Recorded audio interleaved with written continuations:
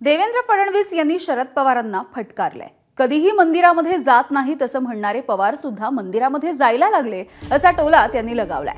यासाठी फडणवीसांनी अलीकडच्या काळातल्या पवारांच्या देवदर्शनाचा दाखलाही दिलाय।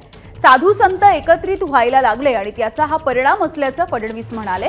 हिंदू धर्मामध्ये जागृती झाल्यानं त्याची दखल आता पवारांसारखे राजकारणी घेऊ लागल्याचं फडणवीसांना सुचवायचं होतं।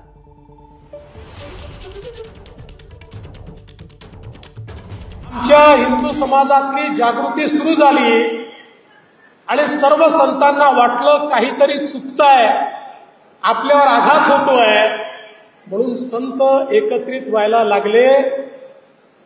हा काही राजकीय मंच नाहीये, पण तरी देखील आपल्या लक्षात आणून देतो की 50 वर्षाच्या राजकारणानंतर माननीय पवार साहेबांनी पण आध्यात्मिक आघाडी सुरू केली।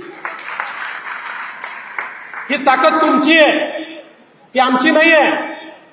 जे असं म्हणायचे की आम्ही मंदिरातही जाणार नाही, ते आता मंदिरातही जायला लागले आणि माऊलीचं दर्शन घ्यायला लागले, विठू माऊलीचं नाव गजर करायला लागले, विठू माऊलीच्या त्या ठिकाणी वारीमध्येही 4 पावलं चालायला लागले।